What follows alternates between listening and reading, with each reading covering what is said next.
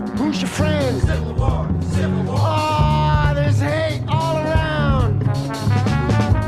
I don't care about your fucking politics. I don't want to hear about your politics. Oh, well, he said boo. Oh, and she said hooray. Now we're human beings right here. Human beings. We're here together. Come on. Alrighty. There we go. Welcome to the zone. The zone of love. Welcome to the zone. We're all gonna get along.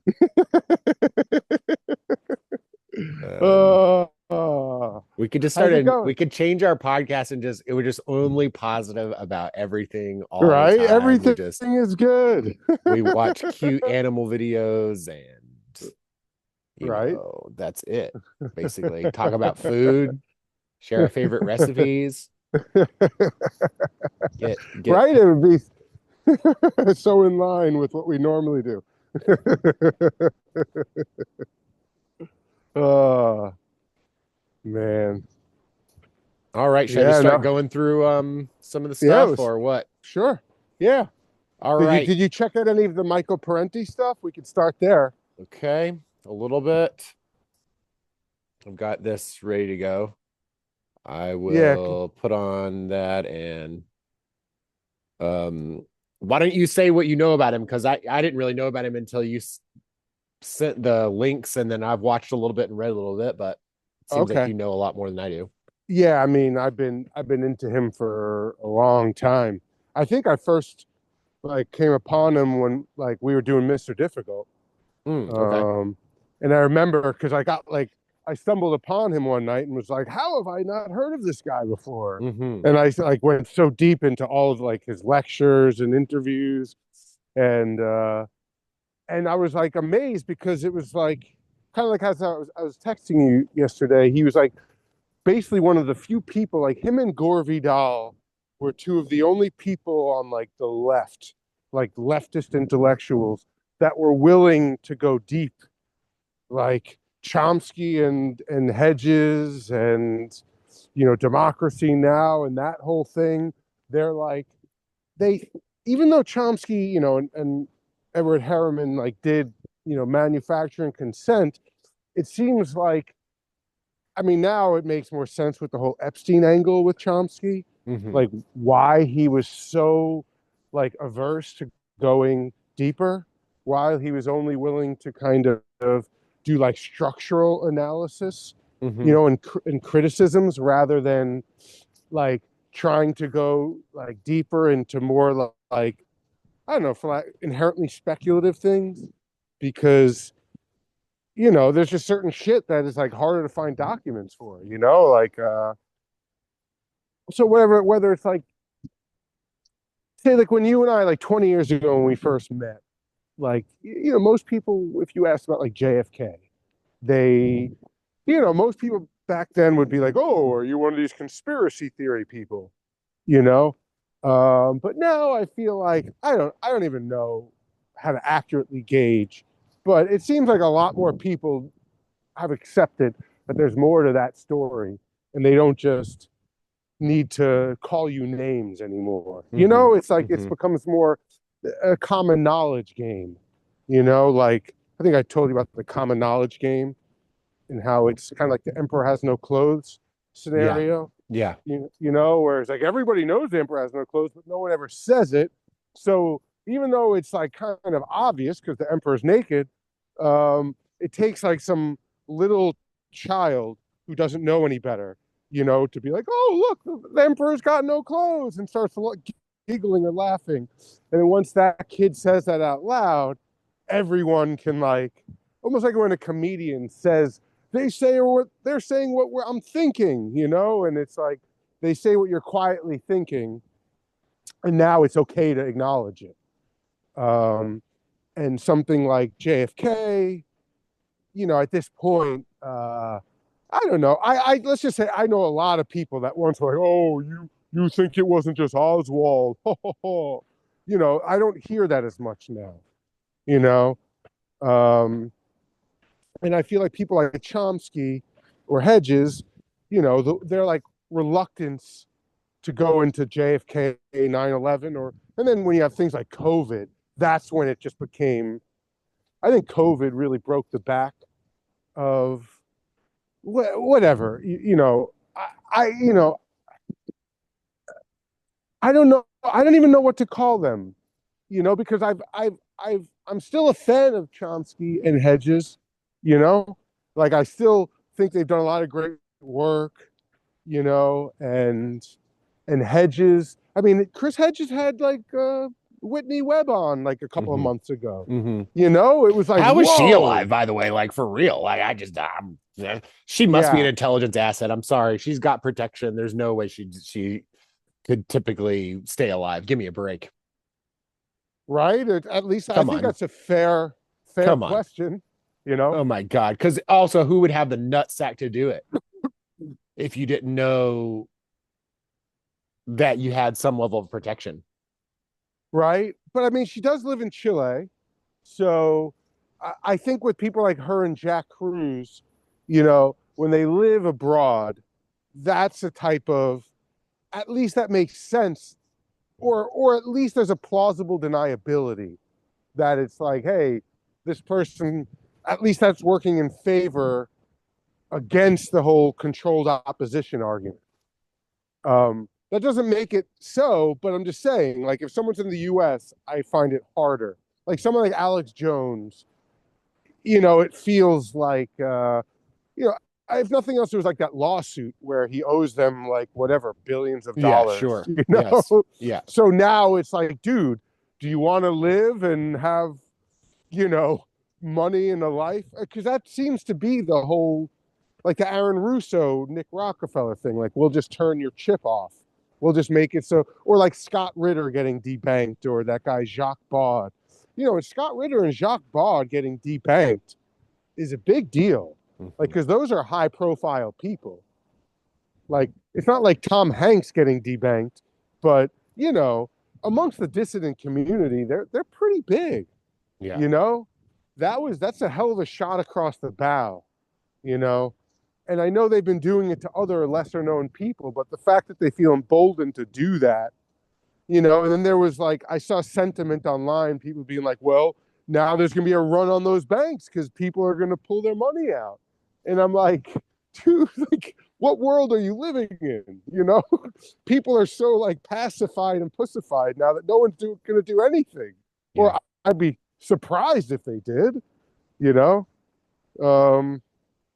Like Jack Cruz talks about how there should be, you know, a revolution. It's like 1776 all over again.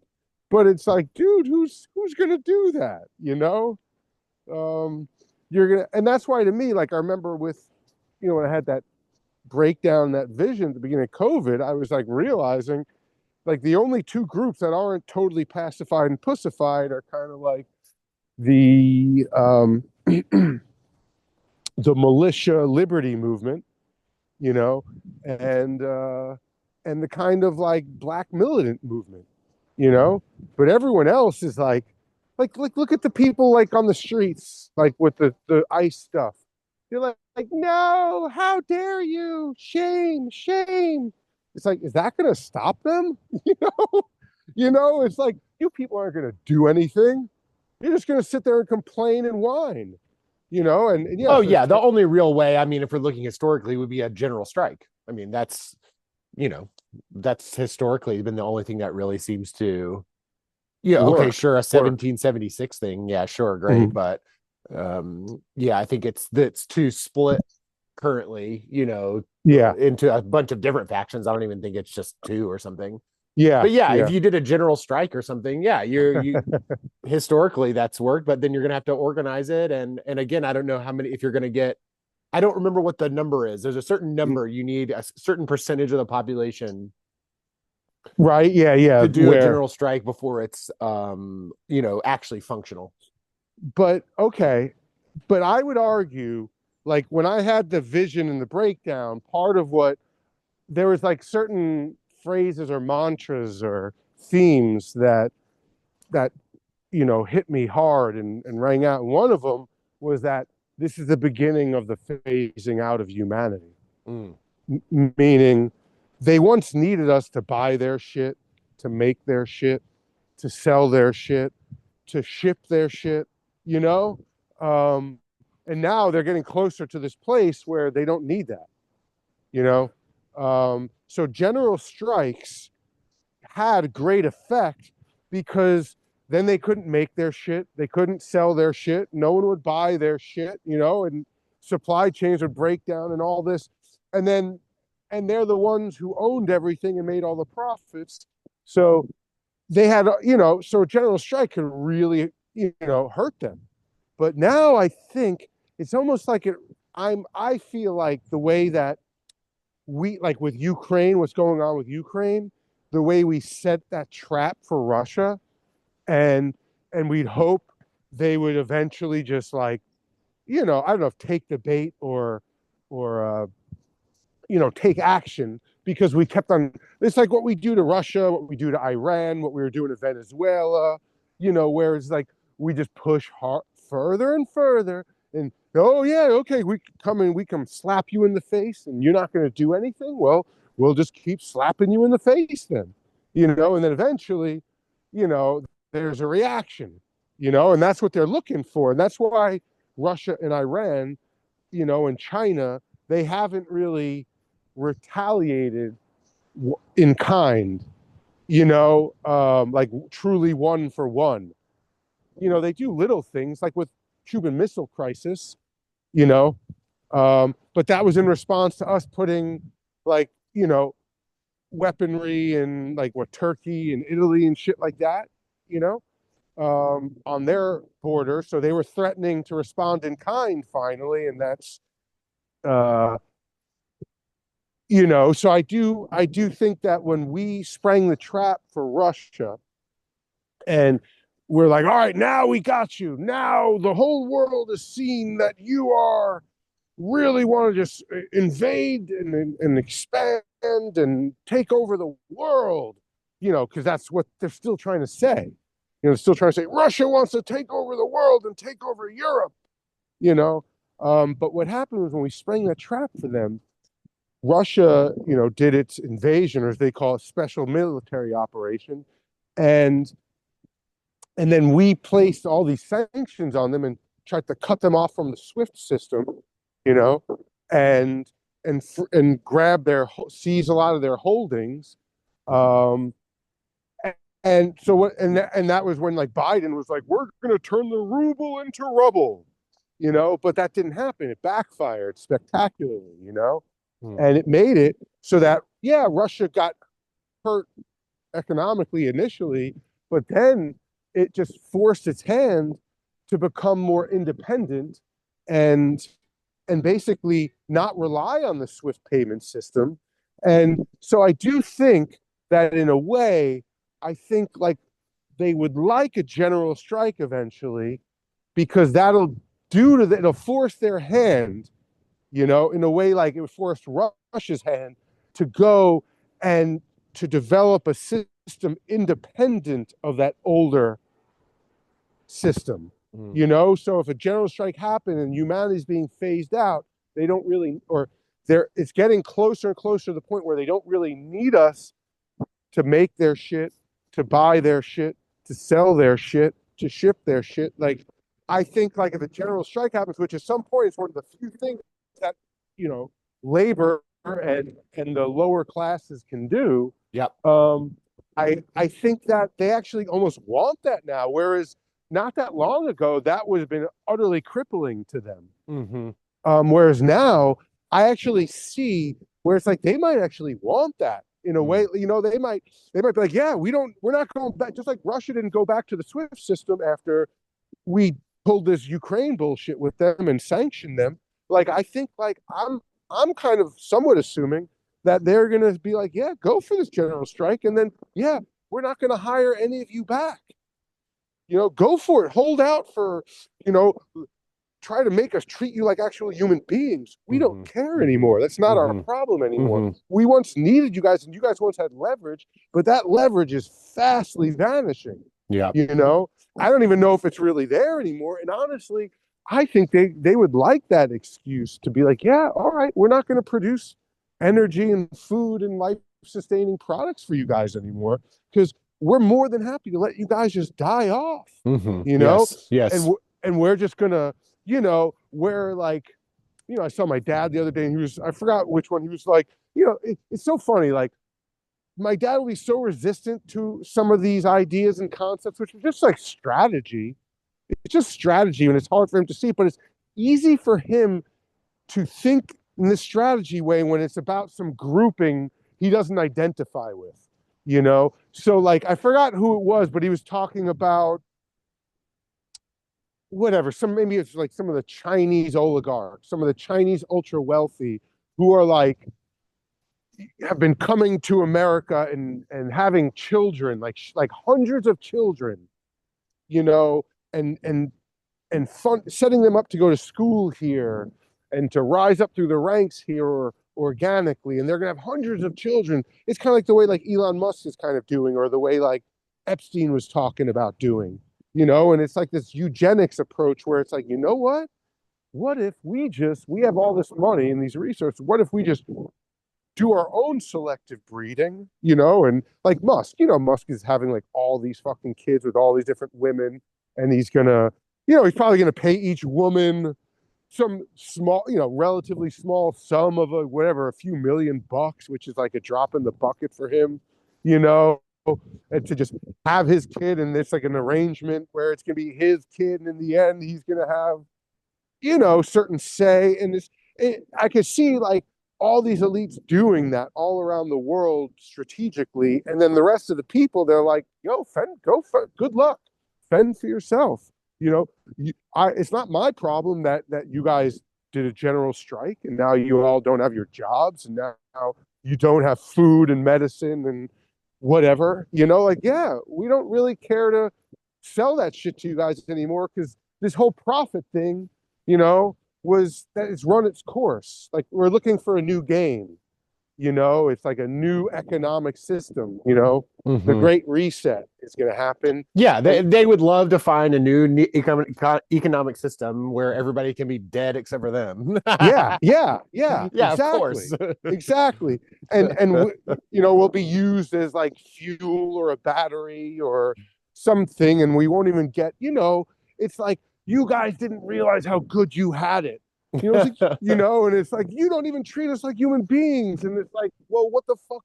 That's not our problem. They're like, what do you guys bring to the table? And then we're like, democracy. And it's like, yeah, that's right. You're just a bunch of spoiled little brats that don't know how we have set all this up for you.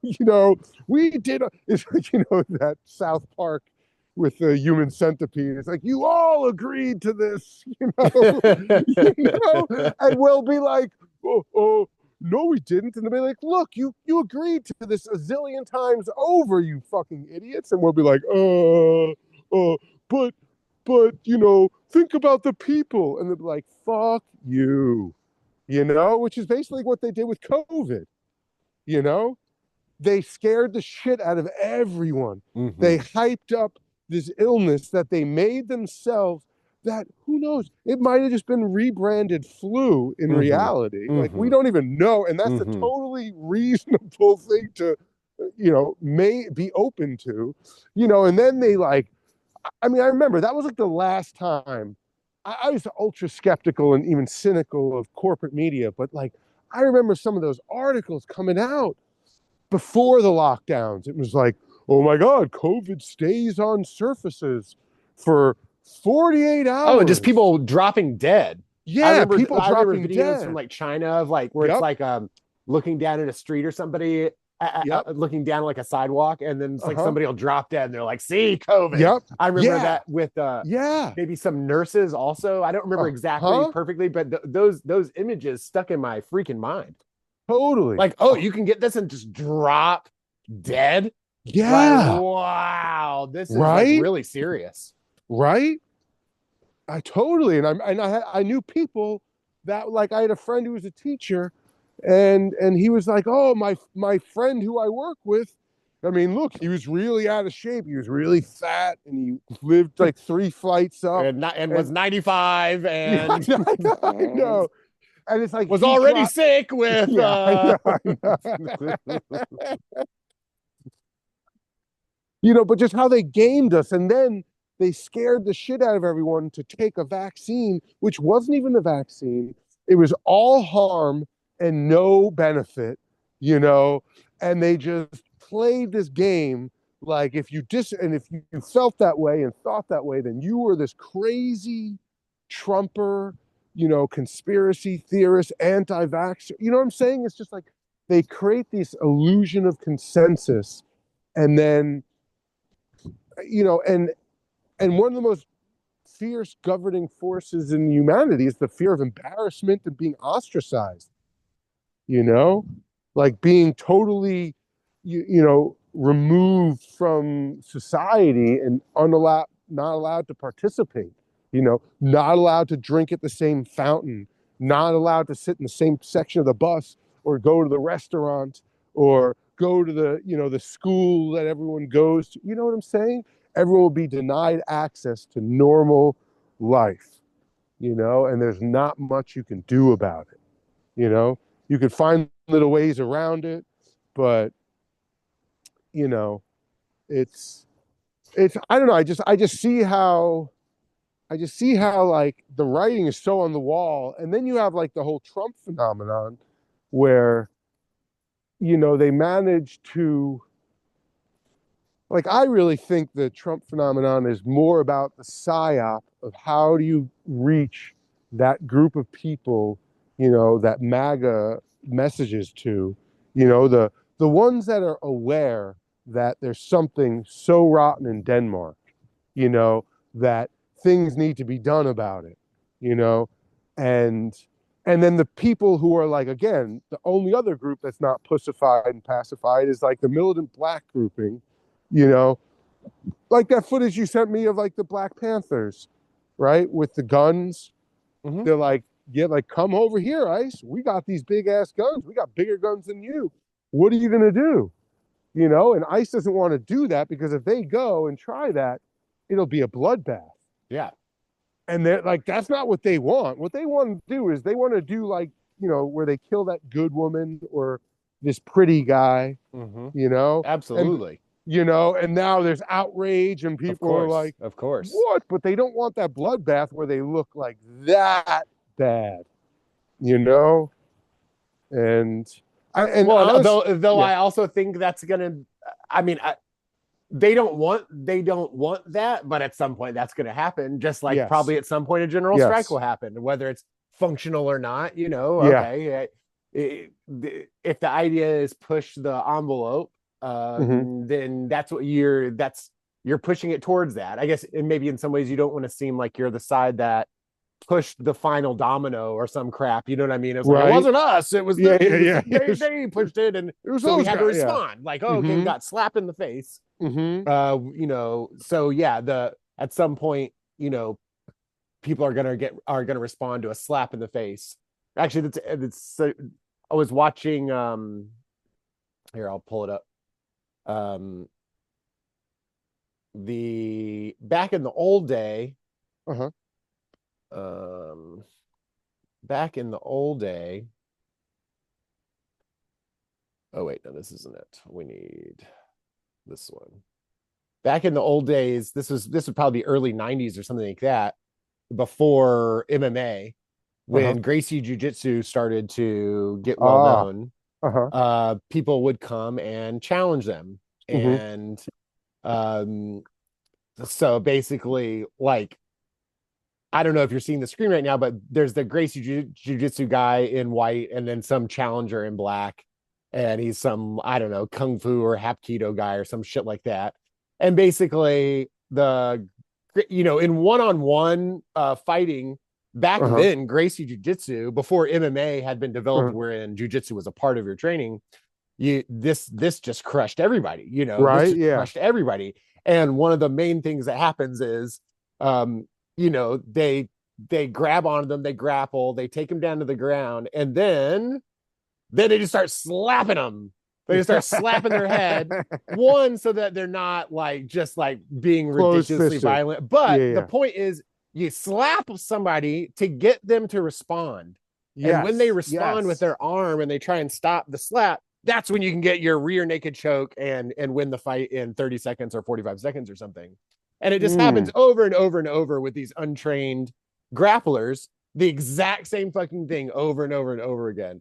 But again, it's just a random thing I was thinking of, the idea of using the slaps to get the response, you know. Yes, yes. You don't shoot them with a gun, right? It's like all right, challenge fight, and like you grab onto them and then you pull out like a gun and shoot them. Then it's like, oh, you're clearly the bad guy. Yeah. It's like, oh, okay, whoops, kind of went a little too far that way. There's no plausible deniability there.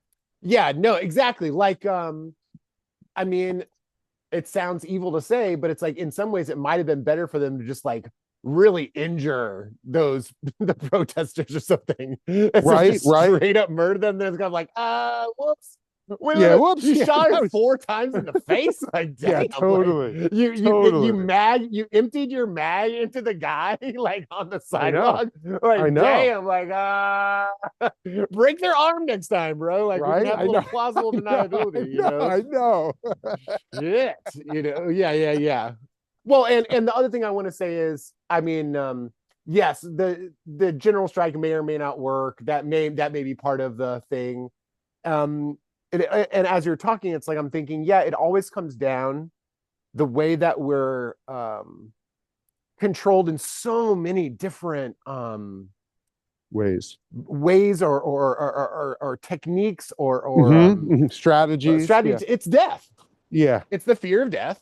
Yes, it's like if you do that, we'll let you die or we'll kill you, and therein lying kind of in so many of the spiritual traditions, the idea of going willingly towards death, or of not being scared of death, or of questioning. Yes. Because if you can not be scared of death, oh my God, it's way harder to manipulate your emotions. Absolutely. And so, yeah, I think there is this fear, this underlying fear that, we'll just let you die. We'll stop producing medicine, or we won't hire you again, and then that could be fine, right? It's like, okay, I'll move to a farm and grow duckweed. You know what I'm saying? Yeah. And medicine wise, I mean, we're damn close to being able, and I've considered this a lot. We're damn close to being able to 3D print our own chemicals, our own. Just like a 3D printer, you can print plastic and now metal. We're going to be able to do that with chemicals as well. It's the same fucking thing. So at some point, because you can already now, I don't know if you know this, you can already through China, you can send, there are factories there, you can send them the exact chemical composition of what you want, and then they will send you that in full form. How you doing? Oh. Yeah. That's me. I know. A lot of people get thrown off by me at first, but it's like,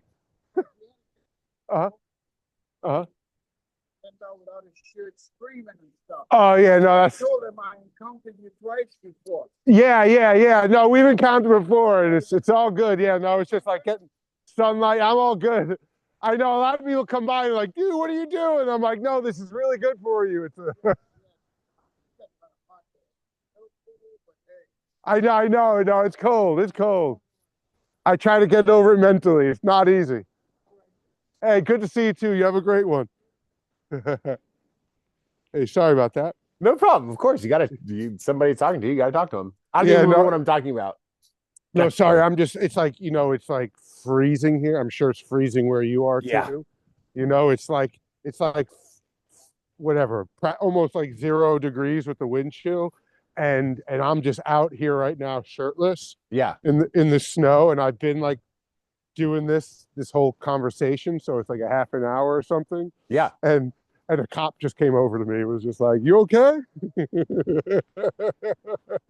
I'm like, yeah, I'm good. No. You need like a sign, bro. That's like, this is what I'm doing. Everything's fine. Everything's fine. I'm healthy. I'm not like insane in a bad way. Yeah, I did 2.5. I mean, I wasn't shirtless at all. but I did 2.5 hours for my Tai Chi meetup last Friday with the wind chill at -20, bro. Whoa. Yeah, That's and I did badass. awesome. I crushed it, bro. I mean, I have my own cold training methods, you know, and I came in warm. It was awesome. It was a great experience.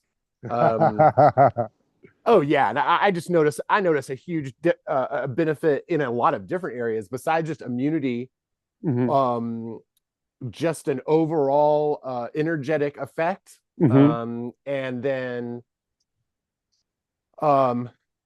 there's like the Wim Hof stuff. They talk about that you're with cold, like with getting in water or going outside. What you're really fighting is the fear. Yes, 100%. And that you're looking to either suppress for water, it suppress the gas response. So you jump into cold water and there's the desire, sometimes overwhelming, to go like that. Yes. But as soon as you do that, that is the signal to your body that, oh God, no, something bad is happening right now. Yes, the sympathetic nervous system versus the parasympathetic. we gonna die, you know? Yeah. And so there's a point where I'm sure you must experience it too. There's a point where the fear goes away. I'm not scared of the cold anymore. I feel like I've beaten the cold. It's not a problem anymore. It's like, wow. And that, whereas 30 minutes before or something, 20 minutes before, it was like, oh my God, if I stay out here too long, I'm going to die. You know, it's a sense, totally. It's an internalized sense that, oh no, this is, it's interesting how it's connecting back just to what we were talking about.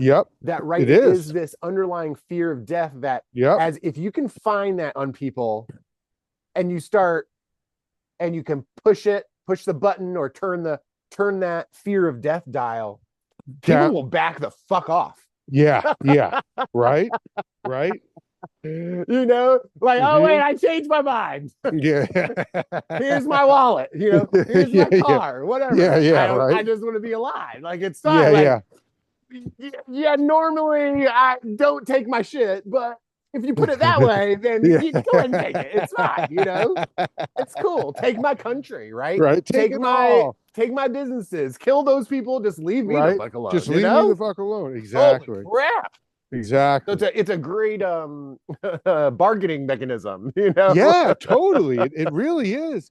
And that's why, like, say, like, something like the telepathy tapes, when, like, to me, you know, look, I'm open. I just really like speculating and letting my mind go free. And when I hear about things like the telepathy tapes, it makes me feel like, you know what? Maybe there's actually some weird strategy. And so I think Trump is to poisoning all these people and giving them autism and things like that, you know, by putting all these toxins in them, like through the sky, through the vaccine, through the food, through all these other different things that will alter the way their system works and then convert them into these people who, you know, end up being developing these extrasensory perceptions, like in the telepathy tapes. You know what I'm saying? Like, I could see, I'm not saying it's definitely so, but I could see how there might be some sort of strategy, like, especially if we were to consider the alien, you know, that maybe it's just all aliens or some sort of interdimensional beings or some ultra ancient, you know, civilization that is, you know, survived for centuries or millennia, you know, whatever, in like the you know, Antarctica or the poles or the deep sea or, you know, wherever the fuck, you know, and that I'm just saying, like, I think it's worth considering that the possibility that maybe not everything is quite just done for evil intent. You know, it might be ruthless, and it might be like the way you know, the military engineered. Yeah, exactly. Absolutely right. Yeah, that's what it. I mean, that's what I think it points to, and besides that, we've got some data on it. We've got some Mhm. people saying that. Mm-hmm. We do that anyway, Mm-hmm. right? Like a huge part of our medical system is the study of epigenetics, the study Right. of how to engineer and change your genes and DNA, Mm-hmm. with most of the cases ostensibly being to help you. But we're going to turn off this gene so that you don't get this disease or something. So it's where we're headed anyway. Now take that 10 million years into the future. Right. Exactly. So Exactly. yeah, I mean, we're doing it anyway. Let's say we are the only life in the universe. We're headed that way fucking anyway. Right. Let alone if there's tons of life, a huge variety of it, and some of them, I mean, part of your survival would be some level of medical prowess. Mm-hmm.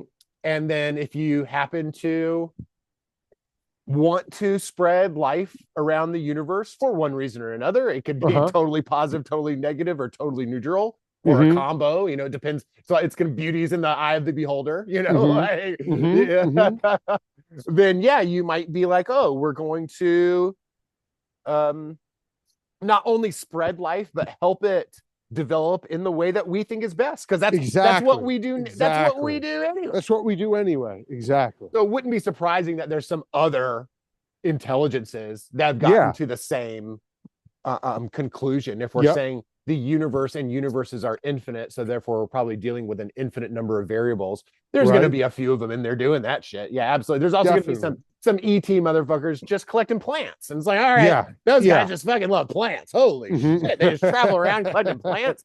Yeah, it's awesome. Yeah, just like certain indigenous people, they just happen to be born in an area where there's tons of gold or oil or tobacco or whatever, and then some foreign colonists come in and be like, oh my God, they've got all this gold or all this oil, and the indigenous people don't know that shit is like super, super valuable somewhere else, and if they understood it, they could get full price or something closer to full price, but no, they don't get it. And they don't understand why these foreign colonists are coming and just, we want all of this stuff. And they're like, why do you want all this stuff? We just have it all around us. And we don't think it's a big deal. And they're like, well, and then they go, yeah, sure, just take it. We don't care. This is the earth. It belongs to all of us. Yes. And then the conqueror's like, get a load of these guys. Like, yeah, right. Holy shit. They don't care. They don't even know what they have. And that's a lot of times the justification for why it's okay to take them over. They're idiots. They're not using their land. It's like the Trump clip about Venezuela that was a part of the Jimmy Dore thing. It's like they have all this oil, but they're not using it. They're not producing it. So we're gonna go in and take it over. That's been a line, whether or not that's what's actually going on. I don't fucking know. That's been a line that makes sense to humans. Like, oh yeah, they're like dumb and stupid, so go take them over. They're lesser. Right. They're lesser than humans. They're 3/5 of a human, or they're so totally dumb they don't even they don't grow more than they need. They just grow the amount they're going to need for that year. That's it. They're not trying to produce an excess to sell. And that proves they're dumb. yes. Which is why meat eaters don't mind eating animals, and why vegans don't mind eating vegetables, because to them, they view those life forms as lower than them. Right. And therefore it's okay, and I always try to say to like Steph about like the vegan thing, look, I think you guys have a very legitimate philosophical point to make, is that most people don't view animals as beings that have feelings, and therefore suffer. So they don't mind. They think it's like their God-given right, or their, Darwin given right to go and take that and do what they want with it, but I'm like, along those same lines, vegans do that with plants. Yes. And that's why, I don't know if you saw or heard about that show Pluribus, you know, but it's pretty solid, but it does a good job of it's like these beings, these alien beings, they're like, yeah, we can't kill anything. So we can't like kill animals to make meat. We can't pull vegetables out of the ground. We can't pull fruit off of the vine. The only thing we can eat are the stuff that's already there, that's already killed, or the fruit that has already fallen off of the vine on its own, you know? And that's so everything in between is just by degrees, you know?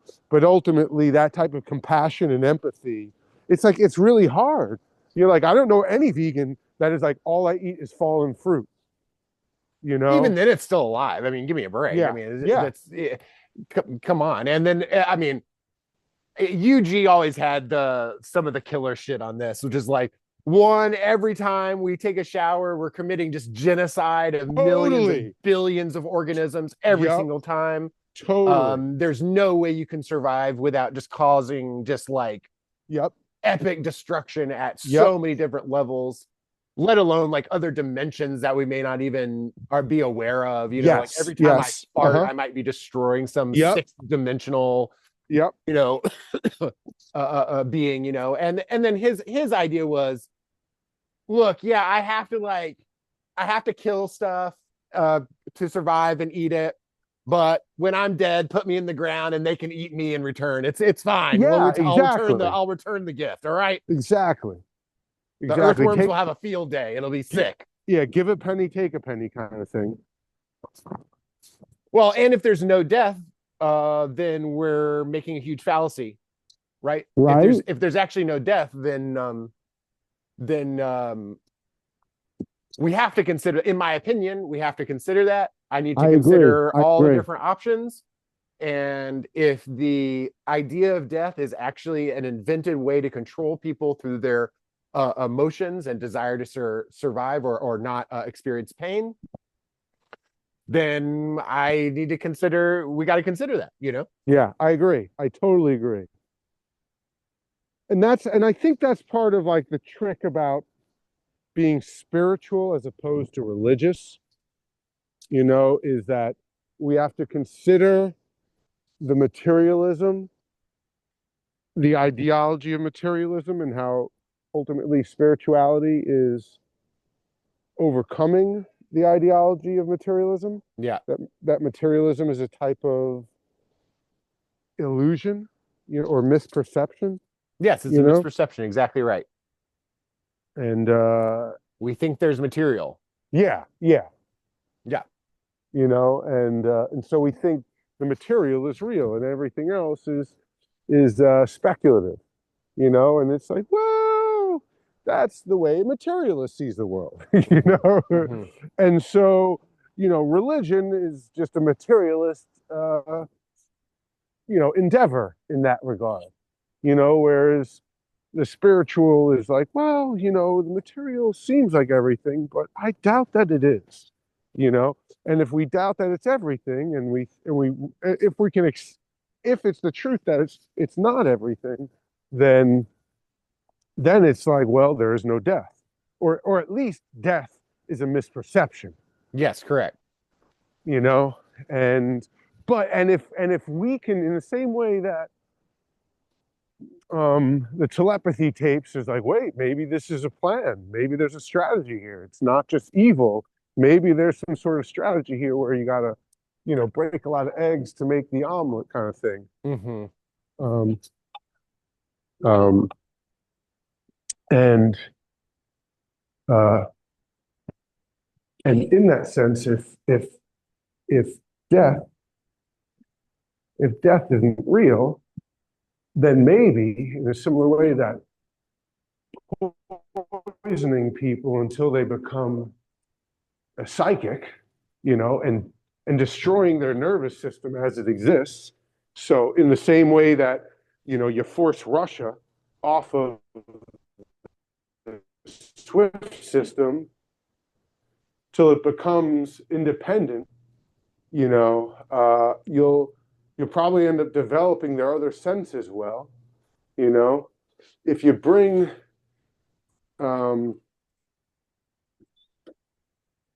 if you make everyone feel a collective threat, then maybe they'll realize, A, death isn't real, or that B, we need to band together.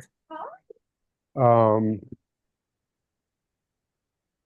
just saying, I try not to be a foolish optimist, but sometimes I can't help but think like maybe it's not all just evil. No, maybe there's some. We need to consider that. We have to exactly, exactly. I don't want to end up being surprised. I want to. Okay, yeah, I consider that. Mm-hmm. Yeah. I wasn't sure which thing it was, but that was one of my guesses. Yeah. You all heard me guess that out loud. Yeah, exactly. It's like you guessed everything. It's like, yes, correct. That was my strategy. Yeah, right. Just think correct. I was open to anything so that I could maybe be right. Yeah, right. If I covered every single base, then eventually I'd have to be right. Exactly. The true philosopher, Right. I don't know anything, but I can talk forever, I can ask some awesome questions, that's it. We're gonna have a good convo, Yeah. And it's weird because I've found that most people that are into this stuff, like it's almost like they feel like they have to pick a side. Correct. And me, I'm just kind of like, I feel like that's part of the trap. Yeah, it is like, no, actually you want to try to do your best not to pick a side, because once you pick a side, it's going to be, like you're basically choosing to be biased, and have a preference that you're going to root for, and that might actually end up preventing you from seeing the truth more as it is. And so I just feel like, I don't know, again, I personally think it's worth it to consider all possibilities, including that while they break many eggs to make this omelet, and that's terrible, right? Because every death is terrible. All suffering is terrible, right? Yes, correct. But that being said, maybe there's some sort of thing that has to be done for some alleged or theoretical greater good, like to defend us against the aliens or the ancient civilization or whatever, that like maybe there's something where it's like, they're not nice, they don't care about you and your children and your family the way they're like, you go out and get this vaccine. Like I went to the doctor the other day, they're like, so would you like the new COVID booster? And I was like taken aback for a second. I was like, wow, you people are still recommending these?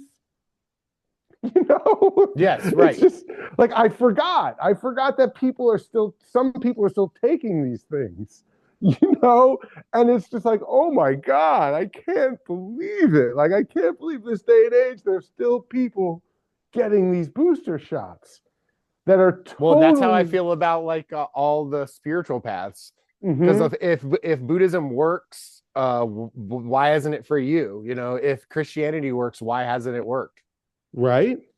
Why doesn't it work? It's claimed that it will work, right? You'll get spiritual enlightenment, or you'll get superpowers, or you'll be able to fly, or you'll be whatever the fuck it is, right? Whatever the promises are. And then they don't ever get delivered. I mean, this is all UG. It never gets delivered, and they get out of it one of two ways.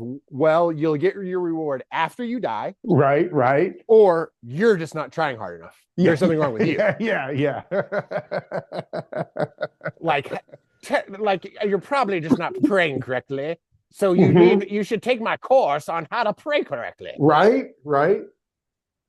So you can manifest. I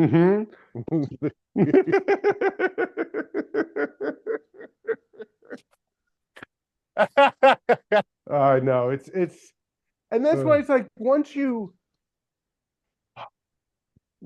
like divest from bias, it frees you up in a way. And that's, you know, and it's weird because whenever I talk to a Republican or a Democrat, I'm just like, oh, or like yesterday I was talking to Steph about some medical stuff. And then she was like, but there are these studies that say X, Y, and Z. And I was like, Steph, I'm like, why do we have to start over at square one each time with this conversation? You know, like, like, why are you taking at face value things that you shouldn't be taking at face value?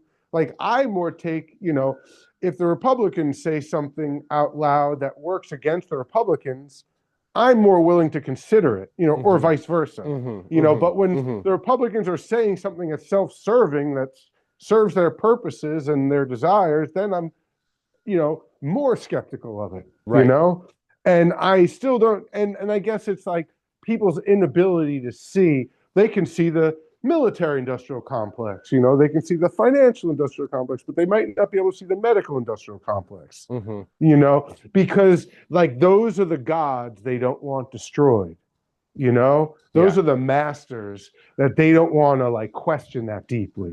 They're like, I'm willing to question, all right, maybe we shouldn't be invading Iran, you know, another Middle Eastern country that sounds just like Iraq, you know, that has lots of oil. Okay, maybe that's suspicious, you know, you know, but it's like, how about big pharma? How about like the billions and billions of dollars that they make by funding this study or that study, and then these other studies that go against their profit motive, then they bury that study. Like, that's not suspicious to you?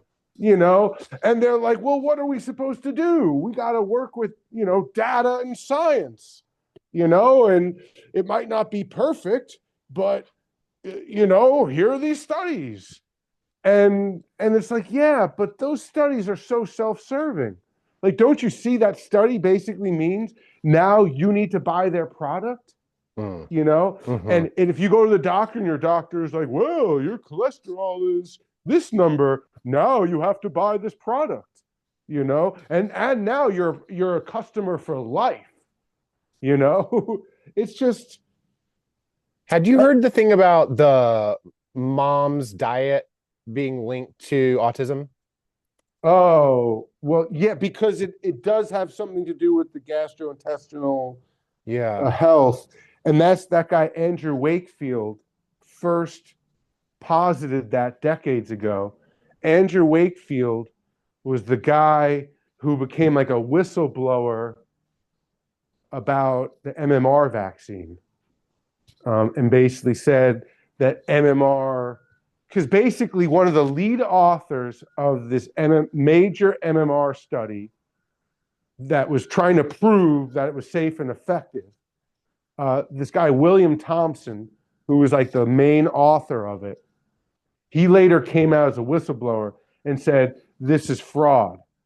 I was the lead author of this, and this is a fraudulent study saying it's safe and effective, like, and blowing a whistle on that. And this guy, Andrew Wakefield, who I think was a gastroenterologist, came out and then put his name on it and basically was like, and treated all these people that were vaccine injured that got autism from vaccines and did X, Y, and Z to improve their gastrointestinal health, and that reversed the autism in a lot of the kids and patients he saw. And the study I'm looking at right now is about vitamins taken during prenatal. Like what, linking it to that. I mean, and he got so vilified and demonized. He's still vilified and demonized, you know. But after COVID, now he's like been embraced by, like, Jack Cruz is like a big fan of his. But if you go to like the New York Times or Fox News or whatever, they'll be like, Andrew Wakefield, the disgraced, you know, anti-vax guy, you know. But he was the first one I'm aware of that pointed out there's a serious connection between gut health and gastroenterological shit and autism. And so that would make sense that if a mom, you know, a mom's gut health or situation down there could be passed on. Or is that what you were going to say? No, it's not. It's not the inflammatory bowel stuff or Mhm. gastrointestinal. It's a link to autism being connected to the mom not having enough of certain vitamins in their system. I mean, right? It's a correlation, not causation, right? It's just Okay, yeah, there's just a bunch of research on it, and I remember seeing something recently, and I just on the screen pulled up a comprehensive overview looking at the different like multivitamins, folic acid, because folic acid is super important for preventing, I can't remember which childhood disease, so there's certain things in there as well. It's just kind of interesting. That's all. I just want to mention it. Okay. And I'm looking at some Wakefield stuff. Okay. I like Wakefield. I didn't know what to make of him before COVID. I was open to him, but it's kind of like climate alarmism, where it just they make the illusion of consensus. Like, of course, like rational, scientific, logical people all agree, and then you have these crazy people who are conspiracy theorists that don't agree, and they're anti-science. Yeah. And now since COVID, it just like totally flipped that on its head, because COVID, they got like everything wrong, and kind of like you flip a coin enough, it goes heads and tails 50% more or less, but if it doesn't after 100 flips, it's like something's wrong with the coin, and according to that logic, it was like the medical industrial complex got completely exposed. Well, or the guy flipping the coin has practiced a lot. Right. Yeah. There's some magicians that can do that. Oh, really? Oh, for sure. Absolutely. Wow. Oh, yeah. They can control the number of flips. That's how many times they practice it. I mean, magicians come up with all the most incredible stuff. I love that stuff so much. I think that type of intelligence, because it's a lot of like what we're talking about, which is the question of how do you fool people? It's the study. It's the actual study for entertainment purposes. How do you fool people? How do you actually get people to think reality just broke in front of me and something magical happened, or that really just happened, or you present a miracle, a magic trick, and you let them fill in how it was possible. Oh, they really right. There's a great trick I've been practicing called the heartbeat. And and it's, you hold a pencil and you take the pencil and you touch it. Somebody else holds out their hand and you touch their fingertip with the tip of the pencil, right? The sharpened end, right? Okay. And nothing's happening.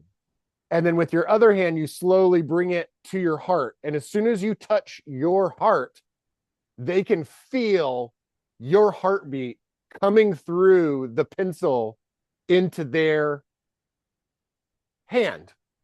And people just freak out. And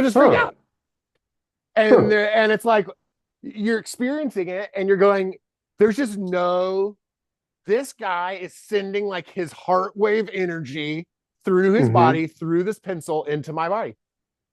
You know what I'm saying? Like, and so it's like, there's no,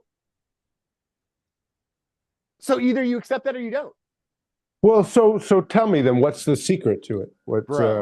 Bro, the secret is brilliant. And actually it's really interesting. As with a lot of magic tricks, it started off as a different magic trick. Okay. So this was originally a scam for use in seances.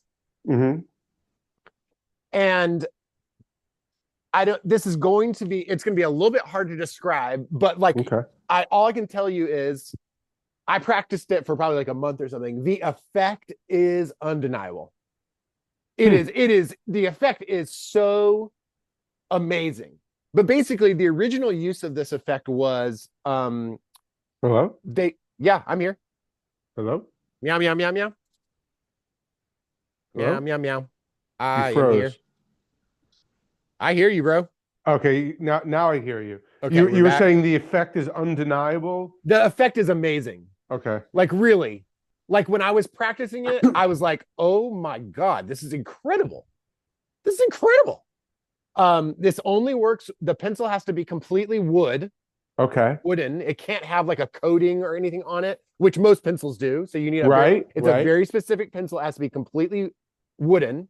Okay. And then basically, I'll see if I can demonstrate it here. I have like a pen here. Okay. Basically, you're holding it at the top like this. Okay. And so originally what this was in a seance is they would take a pencil and they would touch it to like the table. Okay. And they would ask, you know, for the spirit that's here, you know, give me one sound for yes and two sounds for no or something. And then you could ask questions to the spirit and it would then answer through this method. But basically, it's kind of hard to put into words, but basically you're holding the pencil at the top and you grip it pretty tight and you let your thumb kind of slips against the surface of the pencil and it causes the pencil to jolt. And the movement of the finger is minuscule. It's minuscule. You're not. I mean, I'm looking at it. I'm like looking at it, and you don't really see it. You just see the thumb just kind of go like slide. What is that? A half a millimeter or something. So you can probably make maybe 10 or 15 of these. If it's against something metal, it makes like a pop, pop, pop sound. It's like, wow. And but if you put it against your skin, it feels like a micro jolt, it's like, what the fuck is going on? You know, it's kind of like, that's just such a weird thing. So it's just such a minor little tiny effect. And I had never encountered it. Like it's kind of just a weird physical property or something, right? You know what I'm saying? And so you do that, and you're just like, yeah, that's my heart wave, like going through. It's just a tremendously amazing effect. So simple. It seems like a freaking miracle. The other person fills in the reason why. Oh, it must be a magical pencil, or this person really is like magical. Or they know a way to transfer their chi energy through their body into mine or something. They're just magical. They're just special or something. You know what I mean? The effect is just insane. The effect is just insane. Anyway, why am I on this? Oh, yeah, right. The idea of that we're talking about how do you fool people? You can use death, the threat of death. You can create a magic trick. You can, the false flag, the say one thing, do another. But the study of how to fool people or how to get people to believe your story, people to believe they're on the right side, or to believe that it's fine to go kill those people over there because they're half human or evil or something, right? The method of how do you fool human beings as kind of unbelievably important in so many levels. And in some ways, I guess it's kind of what you're doing in art too, right? Is that's you're in so many forms of art, right? You make the movie in a way where people's hearts go, they're watching the thing. We know it's Tom Cruise, but it really does look like he's jumping out of a plane right now, or someone draws so well that it looks realistic, right? It's kind of about this idea of fooling the observer a little bit, and also because we want to be fooled. That's what's allowing me to get absorbed into the movie and forget about everything else, or to have some type of emotional reaction to the art. Hello? Yeah. I'm here. I don't know what happened. Hello? I'm here. You froze at last thing I heard was movie. I'm here. Okay, now I hear you. Here. Okay. I'm here. I'm here. All right, so last thing I heard from you was movie. Oh yeah, that we want to be fooled. That's kind of part of art or magic or good politics or whatever, right? Is that you're fooling the person and that we kind of want to be fooled. That's like that's more fun. Yes. That's more interesting. That's more exciting. That's more dramatic. Yeah, like when we go to see a movie, we know it's not real life. We know that this is we're going to suspend our disbelief. Yes, because we want to. Yeah, because we want to. It's pleasurable. Yeah, we're not going there to be like, I'm gonna look at every scene in The Godfather and show you the lighting was done by a lighting crew and the sound was done by a sound crew. It's like, we know that. Yeah. Like, yeah, we want to suspend the disbelief. And if you make a really good movie with really good actors, then we like completely we get, we think it's real, Well, our heart goes. Yeah. Our heart starts going. We release adrenaline. We cry. We laugh. Yep. It's a hack for the emotions. That's for sure. Yeah. Yeah. You get to have like a life cycle, a birth, a life, and a death, and experience it and, and suspend our disbelief. And because we want to be fooled or we want to just go on that journey. We want to go on the ride, Absolutely. And if we wanted to go to some place where there's this indigenous tribe that lives there and they have all this whatever gold or oil or the next oil, and then we want to take it from them, we might do some theatrical magic trick where we show them some show of force and power where they go, you know what? Let's just submit to these people and give them whatever the fuck they want so they don't just kill us all. Absolutely. Like the LRAD technology or the sound-based technology. That's right? One of the newer ones where it's just like, okay, I give up. Do you see the one where it's like they made it sound like a train was going to go through the group? This was in a foreign country. It was relatively recent. And people just freak. It wasn't like, oh, close, I'm going to put my hands on my ears and like walk away or run away or something. People freak. People are, whoa. And then it's making me think too, remember that one of the ideas, well, besides Project Bluebeam, right? Yep. Besides, they were trying to think of ways with Cuba to make it seem like the second coming of Christ for them. Are you gone now? Got bad connection today, huh? No, sorry. Go on. But you know what I'm talking about? That was one of the ideas to take over, to invade Cuba, was fake the second coming of Christ. A magic trick, right? That's called a magic trick. Yeah. We're gonna project some holograms or some shit in the sky, and if we do it in a certain way, it might convince enough of you, and you only need to convince a certain percentage for that to go whoa, to just spread, right? Like, right. What's better than that? I know. I mean, I'd much rather project a hologram and win the battle that way than have to go blow some shit up. I'd much rather, if I gotta go blow shit up, I will, right? But I'm gonna have to create like a false flag and blow. Right. Like, give me the technology to be able to. Right. What's the quote? A sufficiently advanced culture's science or technology will appear as magic. Like magic. Yep. 100%. And that's what you want, right? That's the ultimate. Exactly. You don't want it to be like, oh, here's like AI. You want like, here's AI that can read your fucking mind. Right? Exactly. Or think about the hell of a magic trick, like to bring it back to COVID, is where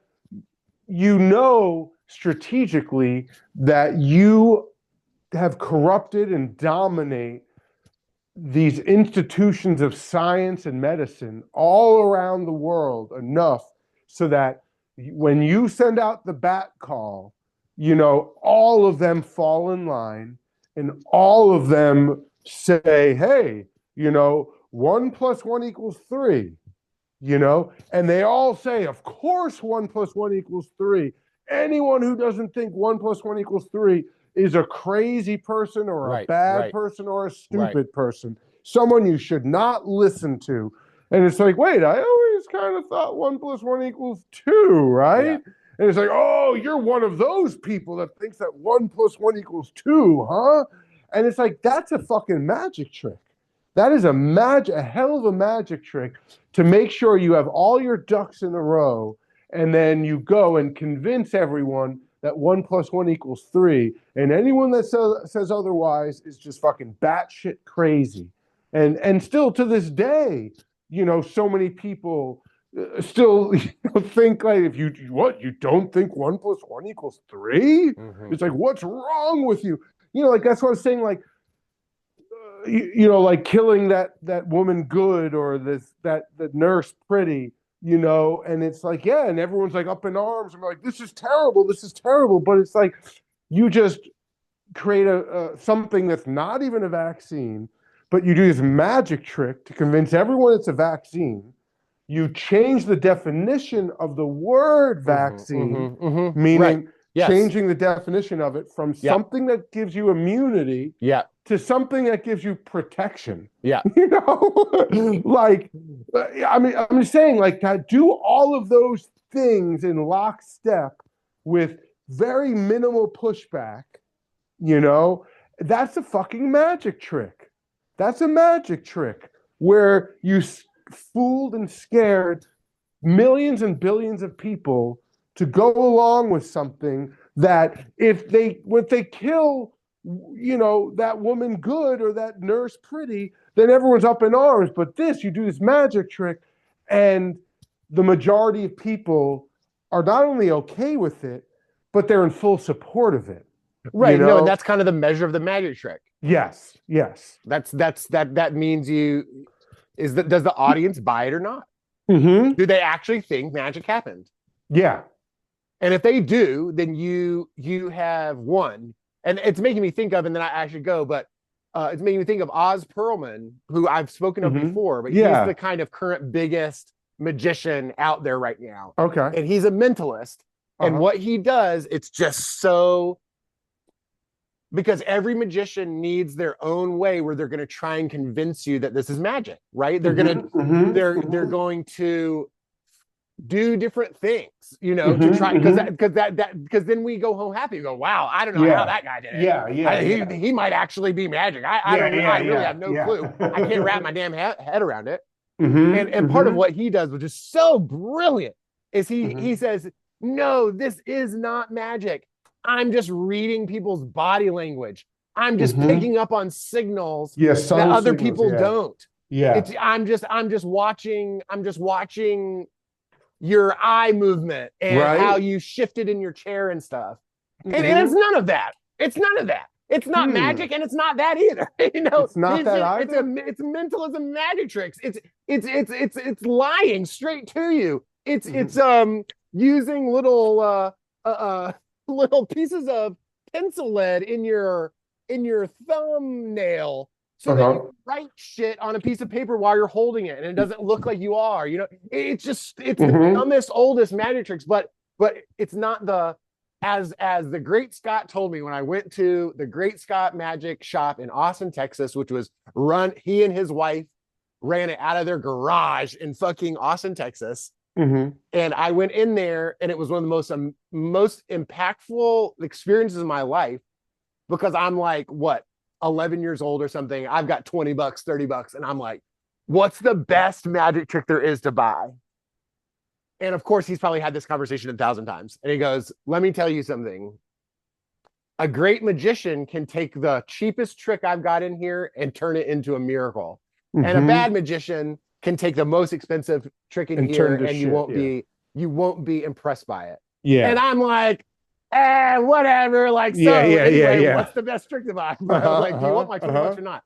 Yeah. And then he goes, and then he's like, here, let me show you. And this is what blew me away. This is what it really changed who I was as a person. It was like a huge deal.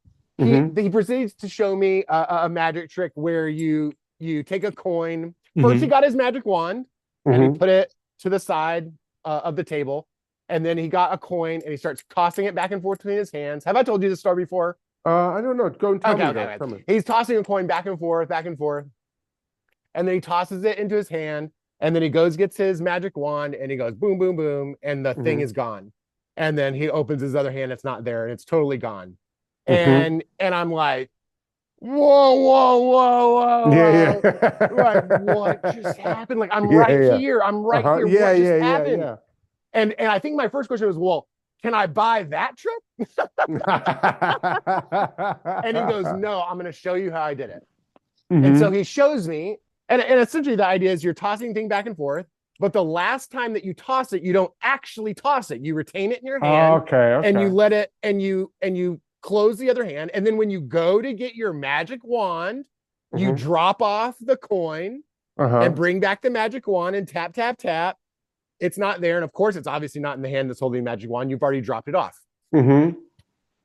What that works and is amazing. Yes, yes. But what I saw when he did the last throw, I saw the flash of the coin in the air. My mind, our awareness filled in the blanks, in the gaps. Yeah. You can manipulate someone's awareness and they will see the goddamn coin fly through the air. And he prided me. He said, as he was doing, he's like, watch for the flash of light in the air as it goes from hand to hand. Watch for the flash of light. You know, so you can use some priming. I saw it, Josh. I saw it. And if you manipulate someone's awareness, you can change what they actually perceive. Like, I don't know if you've seen those things where you hear a sound and then you watch the words, and depending on what words you watch, you hear the sound differently. Have you ever seen that kind of stuff? Yeah, and that's you can manipulate someone's awareness. It's no problem. We think it's like inviolable, that what I see is real, or what I'm hearing is real, what I'm feeling is real. But it's like, oh no, wait, same stuff happens in a dream, bro. It's like, oh yeah, you're right. I've flown in dreams. I can feel the air hitting the hair on my arms and stuff like that. We can we see it, we hear it, we experience it, we have emotions. No, our brains can generate all of that stuff. No problem at all. So you can lead someone's awareness, and then their brain will fill in the gaps. They will actually experience it. No, I saw him throw the coin. I saw him throw the coin. I saw it. He did it a different way. He didn't do it the way you said. He threw it. He's actually magic. Or he has a coin that can like dissolve, in the hand or something, Because then people will battle you. See what I'm leading towards is like, I saw it. Yeah. Like, you can't convince me. I saw the thing. Anyway, let's call it, bro. Awesome as always. Awesome, man. We got through like half of the stuff. I'll keep it ready for next time. Yeah, we'll go. I played a bunch of the stuff in the background with the closed captioning. Okay. And and I'll see you next time, man. Awesome, man. Looking forward to it, brother. Absolutely. Talk to you then. Yeah. Later, Dogon. Okay, later.